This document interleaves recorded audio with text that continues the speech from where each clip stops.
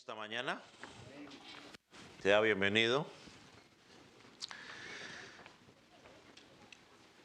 Aquellos que nos visitan por primera, segunda o tercera vez, o los que ya también son de casa, bienvenidos. Quiero que vaya conmigo al libro a la epístola de Pedro, primera de Pedro, en su capítulo 4, versículo 2 en adelante.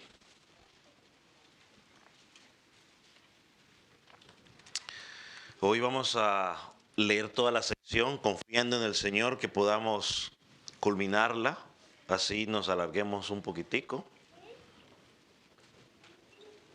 No, nadie dijo amén. Bueno, pues entonces no nos vamos a alargar. Capítulo 4, versículo 12 al 19. Como le dije el miércoles, créale a la pantalla porque yo a veces me equivoco aquí y digo otras cosas. Así que crea la pantalla, que esos hermanos son más eficaces que un Alka-Seltzer. Versículo 12. Y también saludamos a los hermanos que nos escuchan a través de la radio allá en Radio Vida, creo. Saludo especial. Dice versículo 12, amados, no os sorprendáis del fuego de prueba que os ha sobrevenido, como si alguna cosa extraña os aconteciese. Sino gozaos por cuanto sois partícipes de los padecimientos de Cristo, para que también en la revelación de su gloria os gocéis con gran alegría. Si sois vituperados por el nombre de Cristo, sois bienaventurados, por el glorioso Espíritu de Dios reposa sobre vosotros. Ciertamente, de parte de ellos, Él es blasfemado, pero por vosotros es glorificado. Así que ninguno de vosotros padezca como homicida, ladrón, malhechor, o por entremeterse en lo ajeno. Pero si alguno padece como cristiano, no se avergüence, sino glorifique a Dios por ello. Porque es tiempo de que el juicio comience por la casa de Dios. Y si primero comienza por nosotros, ¿cuál será el fin de aquellos que no obedecen el evangelio de Dios? Y si el justo con dificultad se salva, ¿en dónde aparecerá el impío y el pecador? De modo que los que padecen según la voluntad de Dios encomienden sus almas al fiel Creador y hagan el bien. Padre, que en esta mañana tu palabra pueda obrar en cada corazón, en aquel que te conoce para que su fe pueda ser afirmada, en aquel que está fluctuando, Señor, para que tú lo traigas a un convencimiento verdadero, y aquel que está alejado de ti, muerto en delitos y pecados, que tu Espíritu Santo lo convenza de juicio, de justicia y de pecado. Señor, y lo más importante, que tú seas glorificado a través de la exposición de esta palabra. En el nombre de Jesús, en tus manos estamos. Amén. Pueden tomar asiento. Dijimos que en esta sección el apóstol Pedro nos presenta 4 reacciones que debemos tener los cristianos en medio del sufrimiento. Las menciono rápidamente. El creyente no debe esperar el sufrimiento, no debe sorprenderse por el sufrimiento, sino esperarlo. El segundo, el creyente debe regocijarse en medio del sufrimiento. Tercero, el creyente debe evaluar la causa del sufrimiento, esa es la que estudiaremos hoy. Y por último, el creyente en medio del sufrimiento no se queja, no llora, sino que encomienda su causa al Señor, a Dios. El primero, dijimos rápidamente, el creyente espera el sufrimiento, o sea que a nosotros sufrir por causa de Cristo no nos sorprende. Sabemos que eso es parte de, eso viene en el paquete, si lo llamamos de esa manera. El segundo, el creyente se regocija. No es que seamos masoquistas, sino que nos regocijamos en el sentido de que al sufrir por causa de Cristo, Nos estamos identificando con Jesucristo. Estamos dando testimonio a las naciones de que hay una evidencia palpable en nuestra vida de que estamos obedeciendo lo que Cristo pide de nosotros. Y en tercer lugar, si lo digo rápido para entrar a lo que venimos hoy, en el tercer lugar, el creyente evalúa la causa del sufrimiento. Una de las cosas que miramos en esta epístola es que el apóstol Pedro varias veces nos ha dicho que vamos a pasar dificultades por causa de Jesucristo. Y hoy vivimos, y hoy este pasaje es relevante para nosotros porque vivimos en una sociedad anticristiana. Una sociedad que se levanta contra todo aquel que profesa el nombre de Jesucristo. Vivimos en una sociedad que cada día es más amoral. Pastor, ¿qué es amoral? Bueno, que va en contra de la moral. No le importa. Viven como les da la soberana voluntad, porque a eso llaman libertad. Ahora, ¿qué significa evaluar el sufrimiento?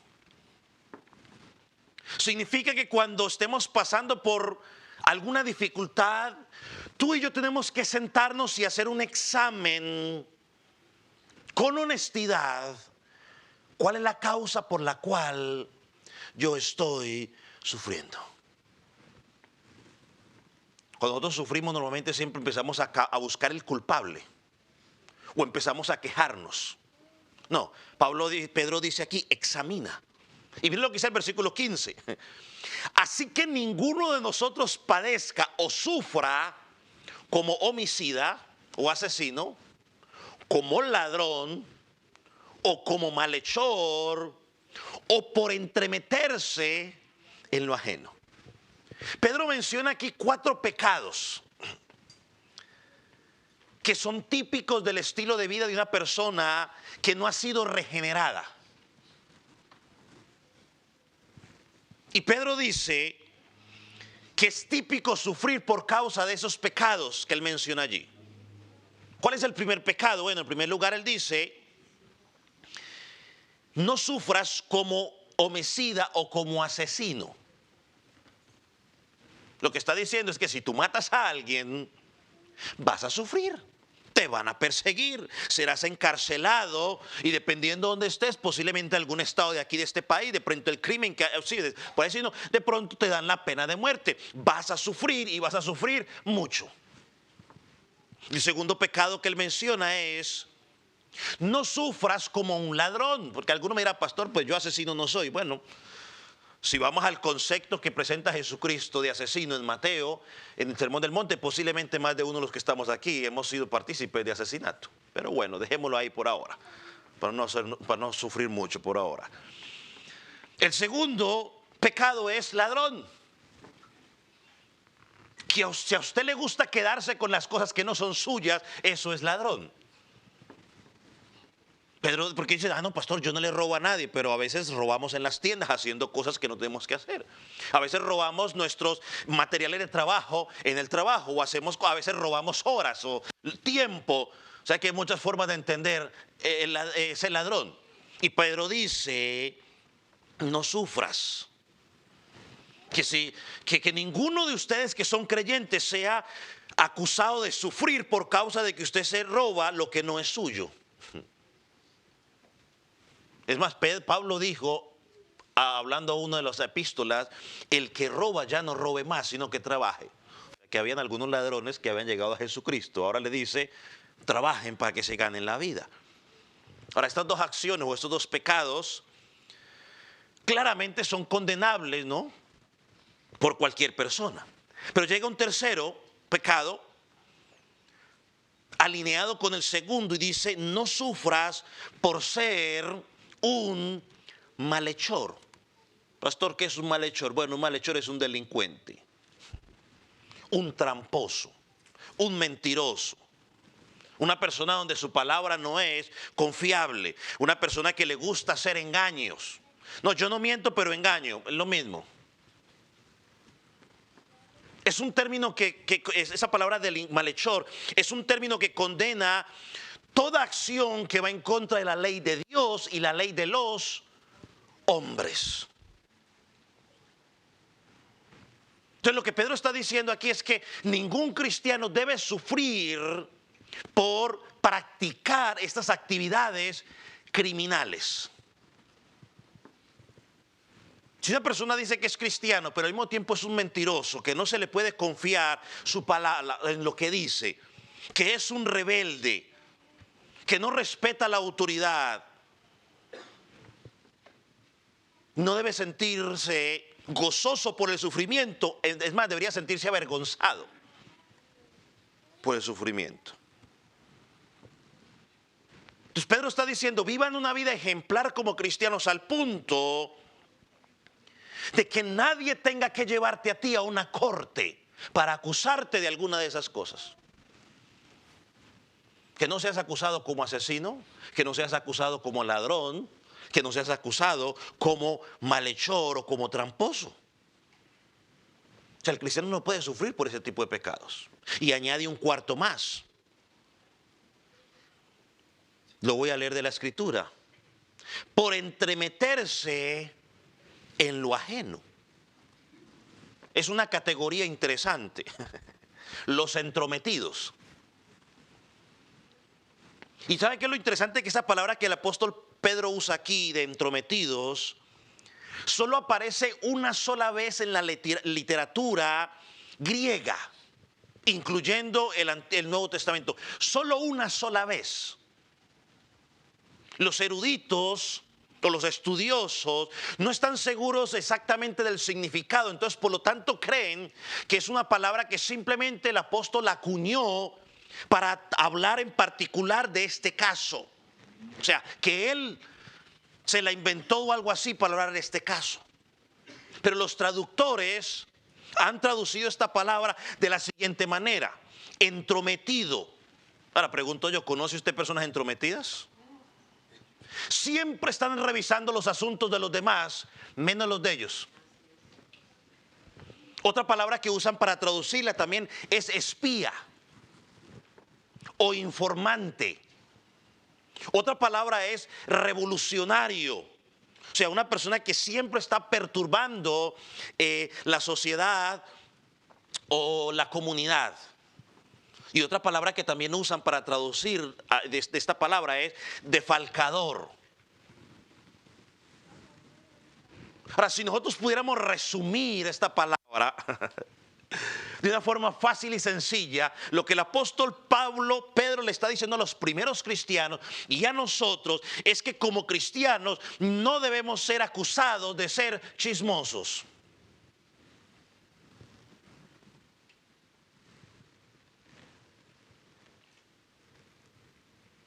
No sufran por entremeterse en lo ajeno. Hay personas que están metidas que saben todo de todos. O sea, es que saben todo de todos. Están hablando dos personas y llega el metido ahí. Ah, sí, pero tal. ¿Pero quién te está preguntando? Oh, él tiene que estar ahí. Él tiene que estar ahí. Tiene que dar su opinión aunque no se la estén preguntando. Y luego se va a contar lo que dijo, lo que escuchó por ahí, se va a contar a otro lado. Sí, hermano, si nosotros entendiéramos lo peligroso y lo dañino que es para la congregación, los entrometidos, cómo ellos quiebran la armonía de la congregación, del trabajo, de la escuela, de cualquier lugar, nosotros pararíamos a los entrometidos más seguido. No les dejaríamos que agarraran tanto vuelo. Son peligrosos. Son tan peligrosos que mire que el apóstol Pedro los pone al mismo nivel de ¿quiénes?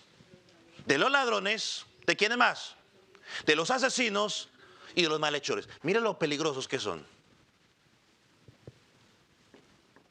Así que si aquí sufrimos algunos de ser entrometidos, es mejor que corrijamos. Porque es dañino, no solo en la iglesia, es dañino en todo lugar. Es peligroso. Pero dicen, no te entremetas en los asuntos de los demás, ocúpate de los tuyos. Miren lo que dice el apóstol Pablo sobre esto. Va a Tesalonicenses, y perdóneme que me demore tanto aquí en este punto, pero discúlpeme. Primera de Tesalonicenses, capítulo 4, versículo 11 y 12, lo voy a leer rápido. Dice Pablo, y que procuréis tener tranquilidad y ocupaos en vuestros negocios, trabajar con vuestras manos de la manera que os hemos mandado, a fin de que os conduzcáis honradamente para con los de afuera y no tengáis necesidad de nada. Según Tesalonicenses capítulo 3 versículo 11. Miren lo que dice el apóstol Pablo allí también. Porque oímos de algunos de entre vosotros andan desordenadamente. Miren lo que estaban haciendo. No trabajan en nada. Pero ¿cuál era el trabajo de ellos? Sino entrometiéndose en lo ajeno. A los tales mandamos y exhortamos por vuestro Señor Jesucristo que trabajen sosegadamente y coman su propio pan. Mire, le voy a leer este pasaje en la traducción lenguaje actual. Pero nos hemos enterado de que hay entre ustedes algunos que no quieren trabajar y que se la pasan metiéndose en los asuntos ajenos. A esas personas les llamamos la atención. Y con la autoridad que el Señor nos da, les ordenamos que trabajen para ganarse la vida y que dejen de molestar a los demás. En otras palabras, haz tu trabajo callado y no te metas en los asuntos de los demás. Porque a veces nos metemos y salimos crucificados. Nos metemos de redentores y salimos crucificados. Pablo le dijo a Timoteo, por ejemplo, en el caso del comportamiento de las mujeres jóvenes y viudas, allá en Timoteo capítulo ¿qué? 5:13. Ahí está. Miren lo que dice, y también aprendan a ser ociosas. Y también aprenden a ser ociosas, andando de casa en casa, y no solamente ociosas, sino también chismosas, entremetidas, hablando lo que no deberían. Lo voy a leer en la Nueva Traducción Viviente. Y si están en la lista, se acostumbrarán a ser perezosas y pasarán todo el tiempo yendo de casa en casa chismeando. Hoy sería de llamada en llamada. Yo está la celular, entonces de llamada en llamada. Y llama, ¿y qué está haciendo, hermana? Y llama para pescar, ¿no? Hay unas que llaman para pescar. Para orar por ti. ¿Qué orar por ti ni que nada? Lo que quiere saber qué está pasando. Ay, escuché tal cosa en la clase, en la escuela dominical. Ay, hermana, ¿y qué? Entrometiéndose en la vida de los demás y hablando lo que no deben. ¿Sabe cuántos problemas nos ahorraríamos si no estuviéramos metiéndonos en lo que otros están diciendo y luego ir a contarle a otro? ¿Sabe cuántos problemas nos ahorraríamos al menos en la congregación local? Una cantidad. ¿Sabe cuánto se ahorraría en su trabajo si mejor se dedica a trabajar y andar diciendo que sutano dijo y que sutano escuchó? Pablo dice aquí, exhortándolas a las mujeres jóvenes, y nos incluimos ahí los hombres también, porque sería fácil ahorita. No, también nosotros estamos ahí incluidos. Deje de andar diciendo lo que no tiene que decir. Vemos el mismo pensamiento en los dos autores del Nuevo Testamento. Apuntan a los entrometidos. Se la pasan investigando la vida de los demás. Se la pasan todo el día en el teléfono, dizque trabajando, pues en el teléfono y hable y hable y hable, y en las redes sociales. Yo no sé a qué horas trabajan. O sea, ¿cómo hacen para trabajar si están todo el día pegados en el teléfono? ¿Cómo hacen? Pastor, para eso existen las manos libres. No, señor, usted está trabajando. ¿Qué cuento de para eso existen las manos libres? Deshonesto, deshonesta, trabaje. Y luego saca el tiempo para hacer sus llamadas. Y si son chismográficas, pues no las haga. ¿Por qué no llama y le cuenta cómo el Señor le exhortó a través del sermón o a través de la lectura bíblica dominical? ¿Por qué no llamamos a eso?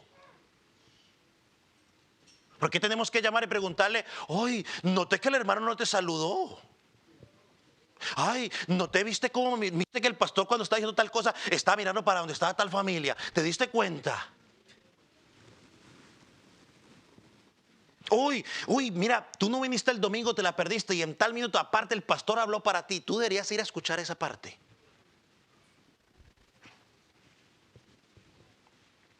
¿Y usted cree que es chiste? No, lo digo porque, como dijo alguien, porque lo sé. ¿Qué ha pasado? Qué triste. Y luego a tratar de apagar el incendio como se pueda. En lugar de ser unos extinguidores, somos unos, ¿cómo se llama lo otro que lo motiva? Inflamadores. O sea, en vez de ayudar a apagar los incendios, somos inflamadores de incendios. Le echamos gasolina para completar. Entonces Pedro dice aquí que nosotros, aunque vivimos en una cultura anticristiana, nos dice, hagan su trabajo bien, vivan a una vida tranquila, exalten a Jesucristo por el Evangelio, pero que no sean conocidos por ser ladrones, por ser malhechores, por ser asesinos o por ser entrometidos. Entonces el creyente tiene que preguntarse, ¿estoy sufriendo en este momento? ¿Por qué estoy sufriendo? Estoy sufriendo porque yo tomé una mala decisión. Estoy sufriendo porque estoy viviendo una vida doble. O estoy sufriendo porque estoy viviendo en obediencia a la palabra de Dios.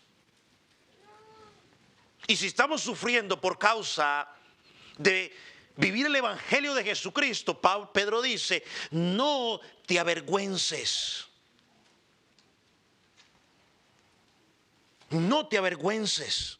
Porque muchas veces nosotros confundimos el sufrimiento por nuestras imprudencias o malas decisiones.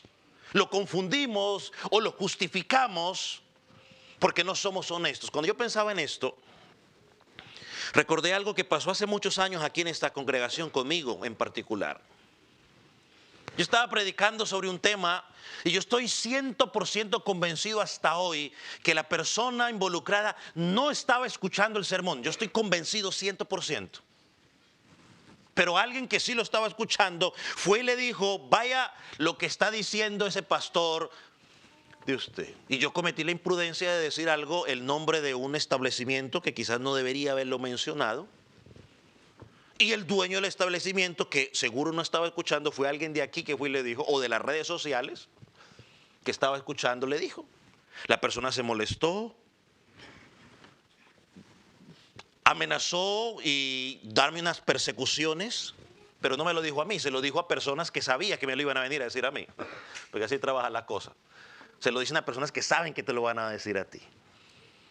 El punto que yo quiero resaltar allí, aparte de la imprudencia mía, fue que yo no puedo decir, oh, es que me están predicando por causa me están persiguiendo o me están amenazando por causa de Jesucristo, porque la verdad es que no. Ahí me estaban persiguiendo o me estaban amenazando. ¿Por qué? Por una imprudencia mía. Por una imprudencia mía, mientras predicaba la palabra. Si en la predicación, yo hablando del de Cristo, hubiera simplemente dicho a las personas que malgastan su dinero irracionalmente en lugares nocturnos donde se da rienda suelta a los placeres del mundo, y le llega a los oídos y la persona me persigue o me amenaza, yo allí podría decir, me están persiguiendo por causa de predicar el Evangelio de Jesucristo. Pero muchos cristianos sufrimos, nos persiguen, hablan mal de nosotros, nos calumnian, nos miran feo, no porque estemos predicando a Jesucristo, sino porque somos imprudentes a la hora de hacer o decir las cosas.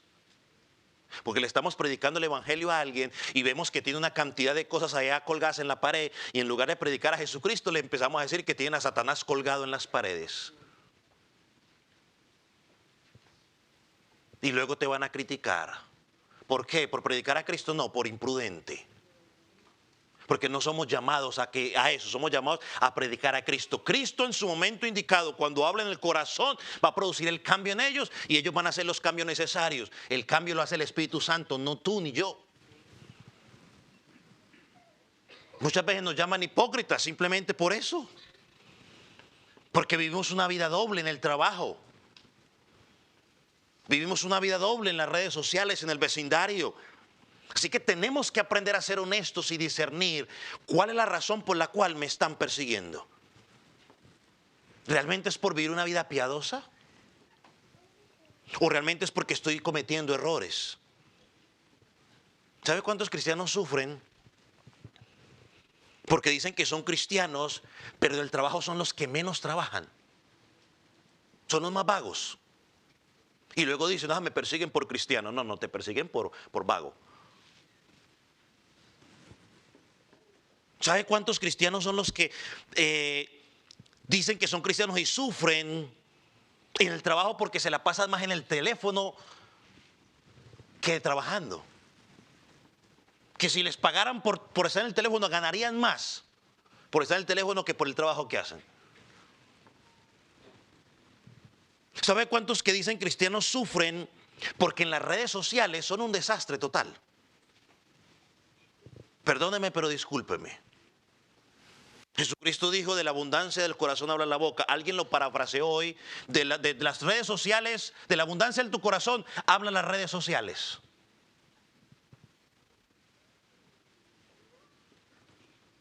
Cada quien maneja sus redes sociales como le da su soberana voluntad, pero algunos dicen que son cristianos y uno se pregunta, ¿realmente esa gente es cristiana? Y luego los persiguen, por causa de Jesucristo. No, es por tu doble vida, y podría darle más ejemplos, pero lo dejo hasta allí. Y luego nos hacemos las víctimas. y de hecho, leí algo sobre el victimismo esta semana y dije, se lo voy a compartir, porque luego nos hacemos las víctimas. Porque miren lo que hace la víctima. Debía haberlo puesto allá, pero no lo puse. Pero lo voy a leer. Miren lo que hacen las víctimas. Uno de los sentimientos más dañinos que puede albergar el ser humano en su corazón es el de sentirse como una víctima. ¿Por qué? Dice, cuando una persona se ve a sí misma como víctima, usualmente esa persona trae consigo alguna distorsión con un enorme potencial destructivo. Por ejemplo, las víctimas se sienten con el derecho a sentirse descontentos, a sentirse amargadas por todo el maltrato que han recibido o que ellos perciben que están recibiendo. Y la víctima, muchas veces, eso se traduce en un derecho de retaliación, es decir, yo me puedo vengar. La víctima cree tener el derecho de tomar venganza en sus propias manos, y esas personas viven amargadas y a la defensiva en todo momento. Es decir, todo lo toman personal. Ven algo en las redes sociales y ya me lo tiró. Eso es tomarlo personal. Pero ¿usted acaso es el único? Ahí toca que decirle que pasa el traumado. O sea, por eso alguien dijo que no hay nada más peligroso que una persona que se hace la víctima. El cristiano no tiene que vivir de esa manera. El cristiano examina su vida y hace los correctivos necesarios. Y luego al examinarme, luego de esa situación, yo me examiné y dije, ¿sabe qué? Yo cometí un error, no debe haber hecho eso. Y no lo voy a volver a hacer. Listo. Yo no voy a poner ahorita a agarrarla contra el que fue dijo. O sea, yo no justifico lo que lo hizo, pero no la voy a agarrar con él. El culpable no fue él, el culpable fui yo. Si luego me examino y veo que es consecuencia a vivir el evangelio, pues eso me tiene que servir de motivación a seguir adelante. Ahora mira el versículo 15. Versículo 16, perdón. Pero si alguno padece como cristiano, ¿Qué es lo que tiene que hacer? Según el versículo 16, allá en Primera de Pedro.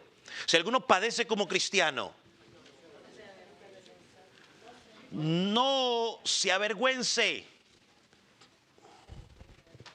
Si estás sufriendo por ser un asesino, si estás sufriendo por ser un ladrón, un malhechor, si estás sufriendo por ser un entrometido, si estás sufriendo por vivir una vida doble, eso debería ser vergüenza para ti.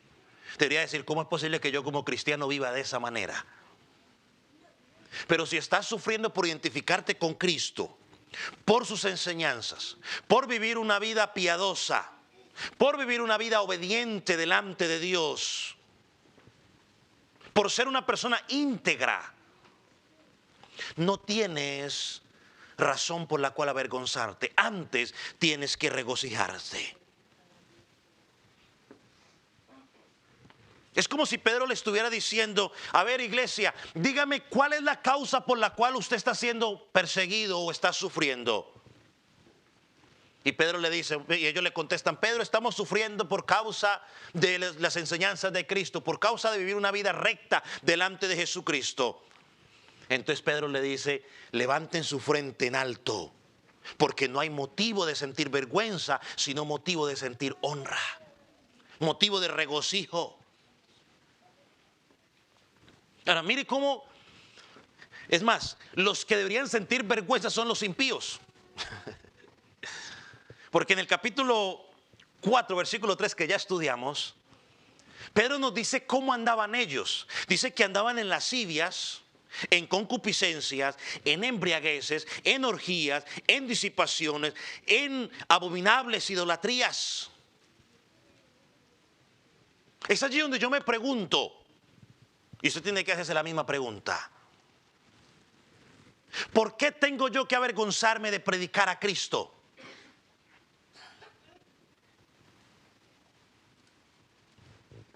¿Por qué tengo que avergonzarme de asistir a un domingo, un martes, un miércoles a un templo cristiano bien vestido? ¿Por qué tengo que avergonzarme?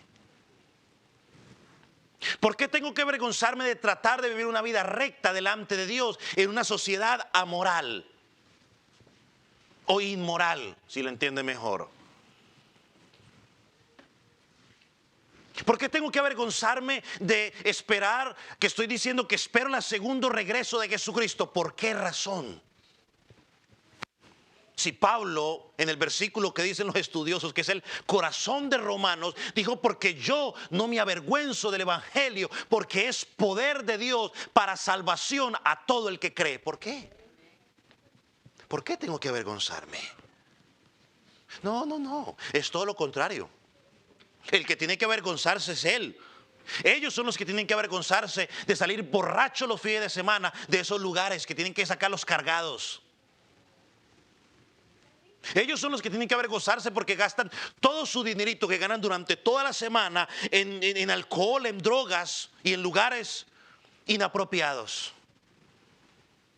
Son ellos los que tienen que sentirse vergüenza porque son los que están siendo infieles a sus esposas o a sus cónyuges. Son ellos porque son mentirosos, porque son malos trabajadores. ¿Yo por qué? ¿Por qué el joven cristiano tiene que sentirse vergüenza de que cuando va a comer el lunch en la escuela no quiere orar por vergüenza? ¿Pero por qué? O en el trabajo, cuando usted está trabajando, entonces se agacha, tira algo al piso y entonces en nombre de Jesús, amén. ¿Pero por qué? No, siéntese y ore. ¿A poco a ellos les da vergüenza sacar el cigarrillo y empezar a fumar delante de usted? ¿A poco a ellos les da vergüenza sacar la cerveza y empezar Pero ¿por qué al creyente tiene que darle vergüenza? Si es que es el poder del evangelio que trae salvación. No te avergüences. Se van a reír de mí, que se rían. Se rieron de Cristo. Humillaron a Cristo. Maltrataron a Cristo. Todo el que por misericordia y por gracia de Dios está en Cristo, que ha recibido fe y arrepentimiento, que ha sido transformado para vivir una novedad de vida, amigo, hermano, no tenemos razones para avergonzarnos. ¿Por qué, pastor? Porque servimos al Dios Todopoderoso. Porque servimos al creador y sustentador del universo, como cantamos hace un rato. Porque servimos a aquel que perdona nuestros pecados. Yo no puedo sentir vergüenza, no sé usted. Yo entiendo que es ser difícil un joven cristiano en la escuela. Yo lo entiendo porque yo fui joven y era cristiano y asistí a la escuela. Yo sé que es difícil, pero ¿por qué vergüenza? ¿Por qué sentir vergüenza? A mí no me da vergüenza afirmar que el diseño de Dios para el matrimonio es hombre y mujer, que solamente hay dos géneros, masculino y femenino. No me da vergüenza, y eso no lo prueba la Biblia, lo prueba la ciencia. Solo hay dos exámenes genéticos, o usted es male o usted es female, varón o hembra.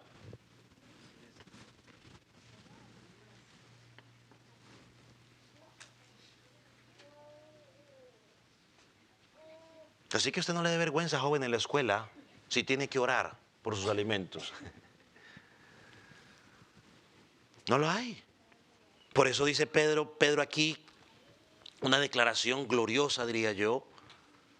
Versículo 16, no te avergüences, sino glorifica a Dios por ello. Mire cómo lo traduce la Nueva Traducción Viviente. Alaben a Dios por el privilegio de que los llamen por el nombre de Cristo. ¡Qué privilegio! Y sabe una cosa, hermano, quiero decirle algo. Hoy los cristianos nos llaman cristianos y ¡ay, qué rico! Nos llaman cristianos. Es más, mucha gente quiere hacerse llamar cristiano. O sea, hoy el título cristiano es un título popular y a la gente le gusta que le digan cristianos. Pero ¿sabe una cosa? A la gente le gusta atribuirse ese título, pero ¿sabe una cosa? Que según la historia el término cristianos era un término de burla hacia el pueblo de Dios. Y si no me cree, porque dirá que estoy loco, váyale a la historia, un poquitico, la historia de la iglesia, y se dará cuenta. Los gentiles allá en Antioquía de Siria usaban ese nombre como insulto. Allá en Hechos aparece, Hechos 26, dice que se les llamó por primera vez cristianos. Era un término de insulto a los cristianos. Pedro dice aquí, glorifiquen a Dios, que los llamen cristianos. Porque ¿sabe cómo era que se llamaban los cristianos en su tiempo? Ellos se llamaban a sí mismos hermanos. Hay gente que no le quiere decir al hermano hermano, porque quiere ser moderno, entonces le dicen don no sé qué, doña no sé qué, yo no sé cuánto, o sea, no. No, se identifican como hermanos. ¿Qué cuento de don? Don es el vecino, es mi hermano en Cristo, hermano. O se llamaban a sí mismos discípulos. O se llamaban también los santos. Eso está en Hechos 15:1, 1 Corintios 16:20. Hechos 11:26, 14:24 y Hechos 9:13, 2 Corintios 13:13. Pablo, antes de convertirse o de que el Señor lo alcanzara, ¿sabe cómo los llamaba? Los llamaba la gente del camino. Así los llamaba a los cristianos, la gente del camino. Así que eran términos de insulto. Hoy es un título que todos queremos tener. No sé, yo soy cristiano. Hasta algunas sectas quieren que les demos el título de cristiano. No, ellos no son cristianos. Todo el que no predica a Jesucristo no es cristiano. Todo el que pone a Cristo más otras cosas para la ley, que Cristo más guardar el sábado, que Cristo más guardar esos no son cristianos, aunque ellos se quieran atribuir el nombre de cristianos. Es Cristo y solo Cristo. Es que Cristo sea el centrado. Los de la enseñanza de la prosperidad, perdóneme, pero esa gente no es cristiana. ¿Por qué, pastor, no es cristiana? Porque no predican a Cristo, predican dinero. Cristo no está allí, entonces Cristo no, eso no es de Cristo. Que usen la Biblia es otra historia. Satanás usó la Biblia. ¿Satanás es cristiano porque usó la Biblia? Y la usó mejor que usted y que yo, con Jesucristo, en más de una ocasión. Eso no lo hace a usted cristiano. Es por su estilo de vida. Entonces ellos se burlaban y por eso los llamaban cristianos. Pero Pedro dice, y Pablo, alaben y glorifiquen a Dios porque los llaman así.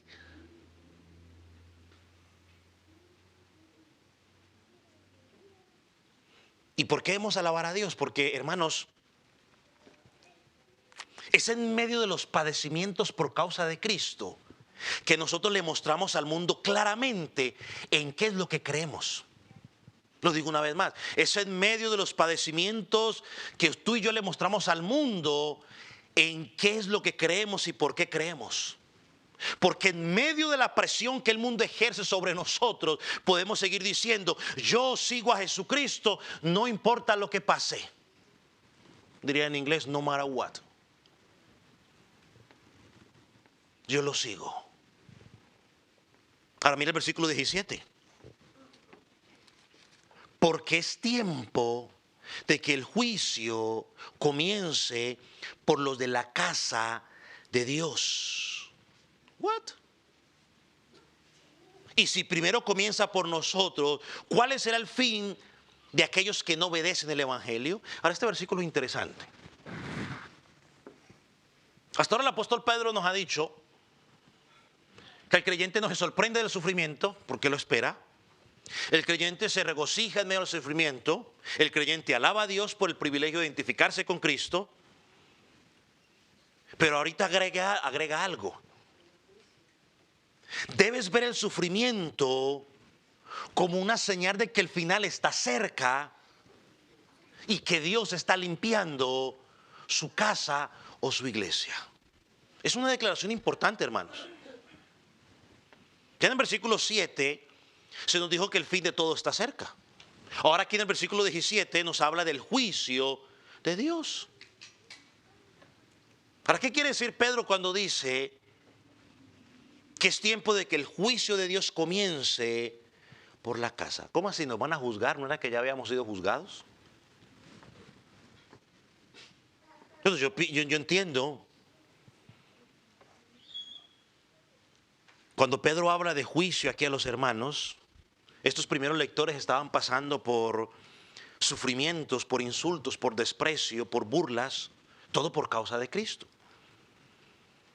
Pero al mismo tiempo sabemos de que Dios le había dicho a este mismo pueblo que ellos eran un pueblo que escogido, real sacerdocio, nación santa. Sabemos que Cristo cargó la ira del pecado del creyente en la cruz del Calvario.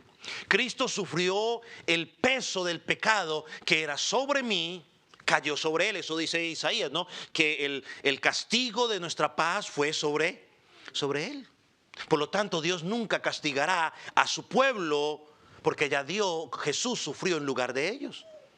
Entonces cuando Pedro habla aquí del juicio que comienza sobre el pueblo de Dios, está hablando de disciplina, está hablando de probar, está hablando de purificar a su pueblo. O sea, Dios comienza su juicio purificando su pueblo cada día para presentarlo delante del Padre como sin mancha y sin arruga.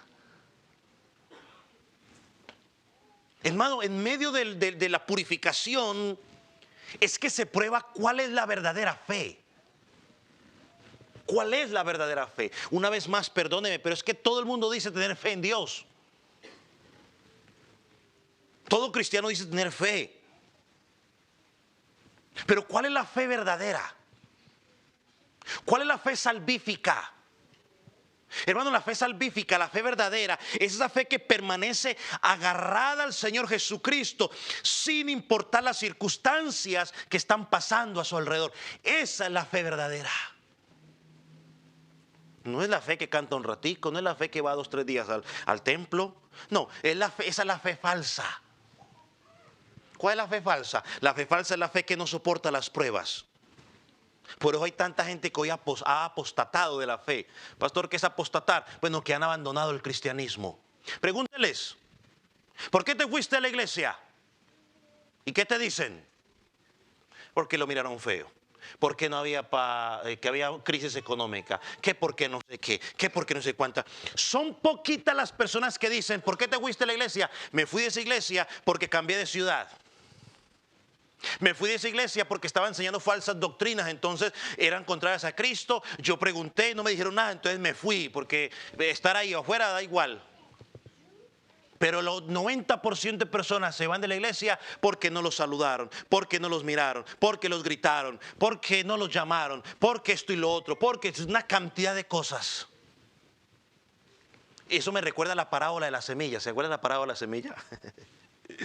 Por un tiempo se identifican con Cristo, por un tiempo parece que están floreciendo, pero no dan raíces. Y apenas viene la persecución, apenas vienen las dificultades, salen corriendo. Las pruebas los apartan de Cristo. Y vuelvo y le digo, muchas veces son buenas las pruebas, porque al final sale quien tiene una verdadera fe. ¿Quién está en Cristo por intereses personales o quién está en Cristo por causa de Cristo? Y Cristo constantemente está purificando su iglesia con dificultades. Levante la mano el que vive la vida feliz a toda hora, que no tiene problemas, que no tiene dificultades. Todos la tenemos. Pero el que tiene su fe en Jesucristo se aferra a Él y dice, con Cristo hasta el final. Y sabe una cosa, porque es importante, es bueno eso, hermano. A lo largo de la historia, cuando usted lee la historia de la iglesia, a lo largo de la historia, se ha demostrado que cuando la iglesia más ha sido perseguida, más ha crecido. Entre más ha sido perseguida, más ha crecido. Y qué triste sería llegar al día del juicio y enterarte que no eras. Es mejor enterarse ahora que hay oportunidad de arrepentimiento. Es mejor enterarse ahora donde hay oportunidad de decirle, Señor, ese soy yo. Señor, perdóname. Quiero volverme a ti. Aquí hay que hacer la oración del salmista. El salmista oró, Señor, examíname, pruébame, líbrame de los pecados que me son ocultos. Ahora que hay tiempo, Corintios 6, segunda creo, dice, el día de salvación es ahora. Y Pedro dice aquí, pues a los de la casa de Dios, ¿no? En Timoteo, por ejemplo, 3:15, se nos dice que la casa de Dios es la iglesia del Dios viviente. Pero aquí viene una pregunta, para que nos alcance el tiempo. Si Dios no toma a la ligereza el pecado de su pueblo, si Dios constantemente está purificando su iglesia, ¿cuál será la suerte de los incrédulos? ¿Qué será de aquellos que mueren sin Cristo como Salvador y Señor? Dice el pasaje, primero comienza por nosotros. ¿Cuál será el fin de aquellos que no obedecen el Evangelio? Y yo se lo digo y lo he dicho varias ocasiones a los creyentes en esta congregación. Lo que esos cristianos sufrimos aquí en la tierra por causa de Jesucristo no se compara a los sufrimientos que sufrirán los incrédulos por haber rechazado el mensaje de Jesucristo. Eso no se compara. Los cristianos hemos entendido que las dificultades aquí son temporales. Por mucho que duren, son temporales. Y no son de nada comparado al sufrimiento que experimentarán aquellas personas que mueran sin Cristo en su corazón como Señor y como Salvador. Y lo digo una vez más, si tú mueres sin Cristo, una vez que tus ojos se cierran, no hay segunda oportunidad de salvación. Por eso dijo un predicador, y yo hago a colación a lo que él dijo, en este mundo es todo el infierno que los cristianos vamos a sufrir antes de ir al cielo. Y para los incrédulos, este mundo es todo el cielo que van a poder disfrutar antes de ir al infierno. El infierno existe, estimado amigo. Y Cristo habló más del infierno que cualquier otra cosa. Que a veces no hablamos mucho, es más, deberíamos hablar un poco del infierno un día de estos. Ahorita que vamos a acabar Malaquías, no sería mala idea. Mira el versículo 18. Y si el justo, o sea, usted y yo, con dificultad se salva. Bueno, ese es el pasaje favorito que algunos usan para decir que la salvación se pierde, pero bueno, es otro tema. Uno de los tantos favoritos. Si el justo con dificultad se salva, ¿dónde aparecerá el impío y el pecador? Lo que está diciendo ahí no es que la salvación se pierde, sino que los cristianos todos los días tenemos luchas. Los cristianos luchamos con el pecado, los residuos de pecado que hay en nosotros. Luchamos con esas concupiscencias que hay en nosotros. Luchamos con el rechazo del mundo. Luchamos con esa lucha que hay entre la carne y lo espiritual. Recordamos las palabras de Jesús. Jesucristo dijo que la puerta para entrar al Evangelio o a Cristo es que estrecha. El camino es angosto. ¿Y cuántos la encuentran? Dice Jesús. ¿Cuántos? Pocos son las que la encuentran. Mateo 11:12 dice que el reino de los cielos sufre violencia. Solo los valientes lo arrebatan. Los perezosos que no quieren hacer nada para el Señor, que se quieren conformar con decir, pastor, yo ya creo en el Señor y con eso es todo. Perdóneme, pero discúlpeme, pero no me quiero meter en ese tema. Para que no diga otra vez el pastor con lo mismo, pero bueno, dejémoslo allí nomás. Es de valientes. Los creyentes somos valientes, no somos flojos. Somos valientes, no somos flojos, no somos perezosos. Y más cuando se trata para el Señor. Cuando somos para el Señor no tiene que haber pereza, no tiene que haber flojera. Tiene que haber todo para el Señor. ¿Por qué? Porque Él nos lo dio todo. Pablo a los filipenses les dice, seguid obrando en vuestra salvación con temor y temblor. Filipenses 2:12. Y en el versículo 13 dice, sabiendo que el Señor pone el querer como el hacer por su buena voluntad.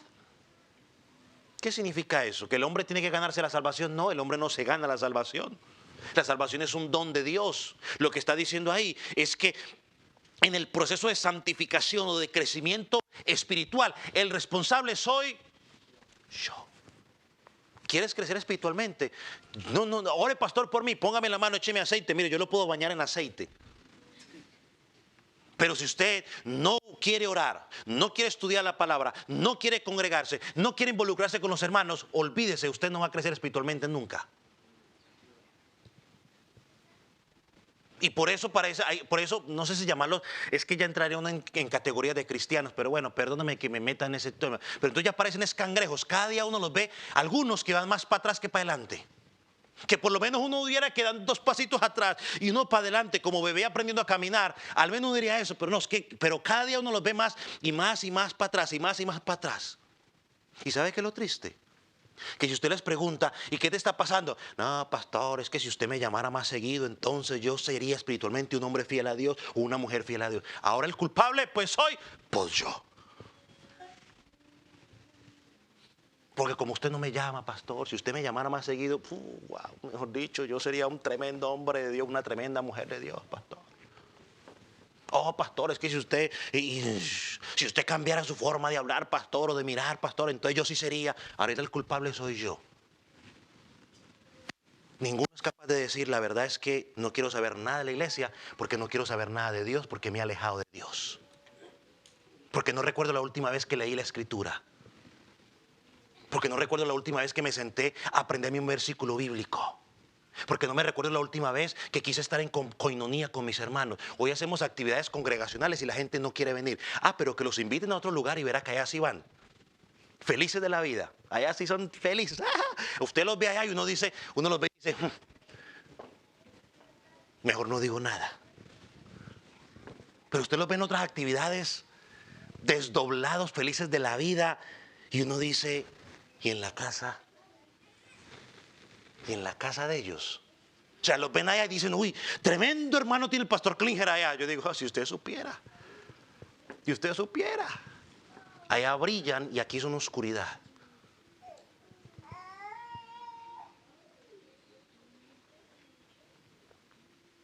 Dice el versículo: si el justo con dificultad se salva, ¿en dónde aparecerá el impío y el pecador?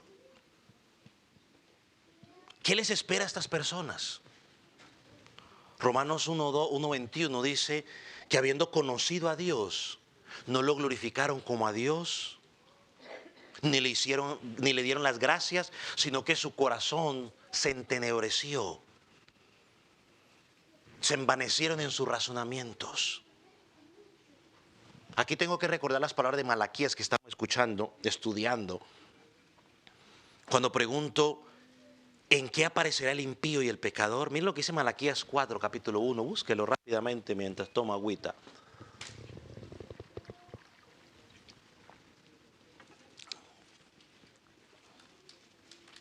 Dice: porque aquí viene el día ardiente como un horno, y todos los soberbios, todos los que hacen maldad, serán como estopa.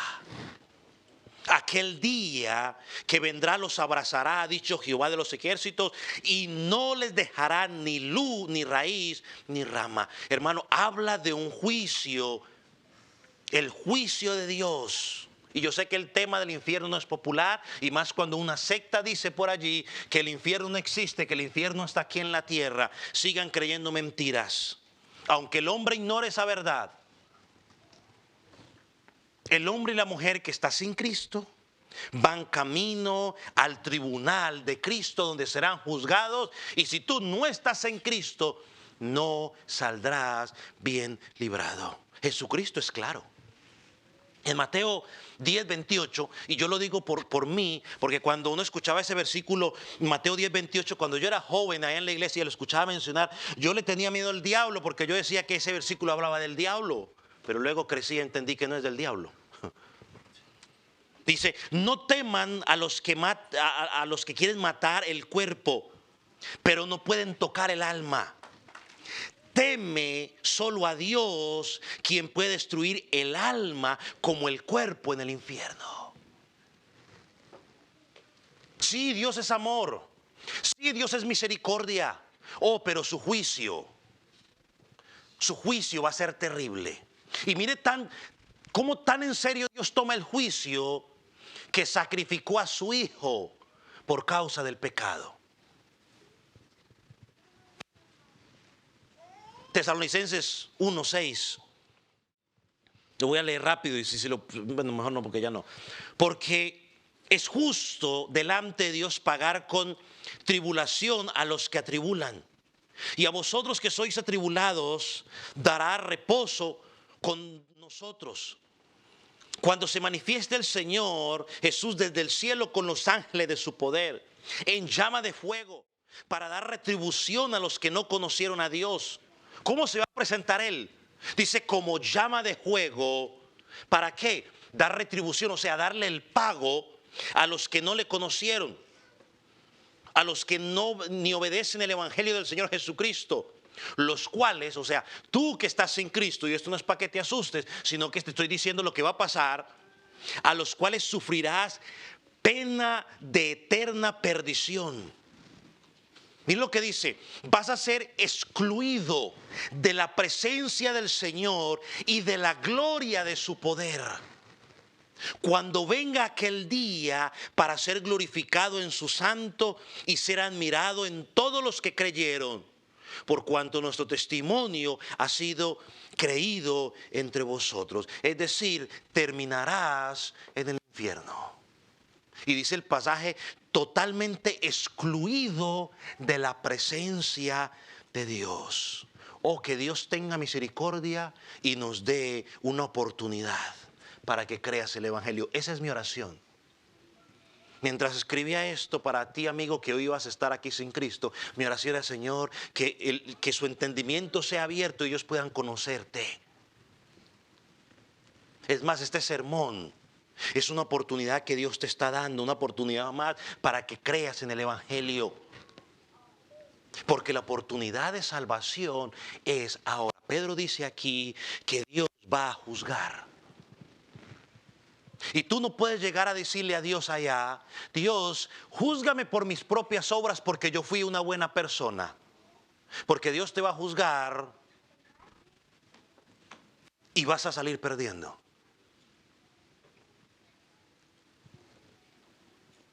Porque Santiago dice que con un solo mandamiento, por eso yo cuestiono algunas cosas que enseñan algunos por ahí, porque dicen que necesitas cumplir todos los mandamientos para ser salvo. La pregunta es, ¿y quién puede cumplir todos los mandamientos?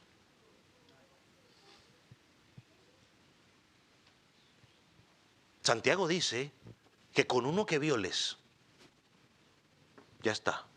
Y no me voy a ir no me voy a hacer, no voy a ir al extremo de hablar de la mentira, o simplemente, ¿quién ha amado a Dios sobre todas las cosas? Levante la mano el que puede decir, yo lo he amado a Dios sobre todas las cosas.